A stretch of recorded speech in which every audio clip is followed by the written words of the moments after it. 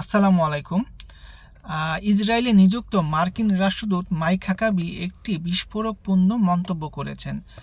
তো কি সেই মন্তব্য এবং এর প্রতিক্রিয়া কি, এই বিষয়টি নিয়ে আলোচনা করব। আর মাইক হাকাবি বলেছেন যে ইসরায়েল যদি পুরো মধ্যপ্রাচ্য দখল করে নেয় তাহলে আমাদের কোনো সমস্যা নেই। একটি ব্রডকাস্টে মাইক হাকাবিকে গ্রেটার ইসরায়েল নিয়ে প্রশ্ন করা হলে তার জবাবে তিনি বলেন যে বাইবেল অনুযায়ী ইসরায়েলের পুরো মধ্যপ্রাচ্য দখল করে নেওয়ার অধিকার রয়েছে। তো তার এই বক্তব্যে তীব্র অসন্তোষ প্রকাশ করেছে মধ্যপ্রাচ্যের বিভিন্ন দেশগুলো। এর মধ্যে সৌদি আরব, জর্ডান, মিশর সহ অনেকগুলো দেশ তার এই বক্তব্যকে ইচ্ছামূলক উস্কানি মূলক এবং অযৌক্তিক ও আন্তর্জাতিক আইনের পরিপন্থী বলে বিবৃতি দিয়েছে। তো এই যে গ্রেটার ইসরায়েল কি, এই বিষয়টা নিয়ে একটু ছোট করে যদি বলি, গ্রেটার ইসরায়েল হচ্ছে ইসরায়েলের একটা ভবিষ্যৎ পরিকল্পনা, যেখানে ইসরায়েল মধ্যপ্রাচ্যের একটা বড় অংশকে তার মানচিত্রের ভিতরে অন্তর্ভুক্ত করেছে।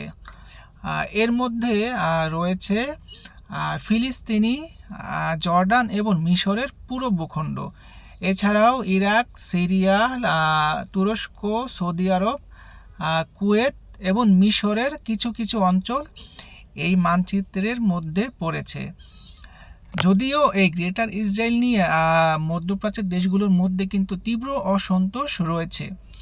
তো মাইক হাকাবির এই যে বক্তব্য, এর প্রতিক্রিয়ায় কিন্তু আমেরিকা এবং ইসরায়েলের থেকে কিন্তু কোনো বিবৃতি দেওয়া হয়নি। এর মাধ্যমে কিন্তু একটা জিনিস স্পষ্ট যে আমেরিকা কিন্তু প্রত্যক্ষ এবং পরোক্ষভাবেই কিন্তু গ্রেটার ইসরায়েল পরিকল্পনায় কিন্তু সমর্থন দিয়ে যাচ্ছে, যেটা কিন্তু আমরা দেখেছি কিন্তু গাজা যুদ্ধে আমেরিকার যে সাপোর্ট ইসরায়েলের প্রতি, সেখানে কিন্তু একটা স্পষ্ট, এবং ইসরায়েলও কিন্তু তার যে গ্রেটার ইসরায়েল পরিকল্পনা সে কিন্তু সেখানে থেমে নেই। সে কিন্তু ধীরে ধীরে এই গ্রেটার ইসরায়েলের যে পরিকল্পনা সেটা নিয়ে কিন্তু সে একটু একটু করে আগাচ্ছে।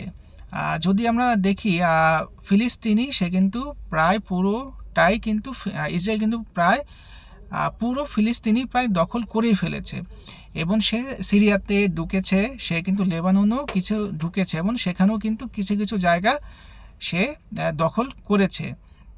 তো ইরানের যদি ইরান বিষয়টা, ইরানের যে সাম্প্রতিক যে উত্তেজনা, এটাও কিন্তু গ্রেটার ইসরায়েলের একটা অংশ। কারণ হচ্ছে ইসরায়েলের যে গ্রেটার ইসরায়েলের যে পরিকল্পনার পথে যে বাধা, সেখানে কিন্তু ইসরায়েলের এই গ্রেটার ইসরায়েল পরিকল্পনার পথে কিন্তু দুইটা বড় বাধা রয়েছে। এর মধ্যে কিন্তু একটি ইরান, একটি হচ্ছে তুরস্ক। তো প্রথমে তো এই জন্য কিন্তু ইরানকে সরিয়ে দেওয়ার অথবা ইরানকে তাদের নিয়ন্ত্রণে আনার জন্য কিন্তু এখন যে একটা যুদ্ধ পরিস্থিতি তৈরি হয়েছে, এটা কিন্তু একটা গ্রেটার ইসরায়েলের একটা পরিকল্পনারই অংশ।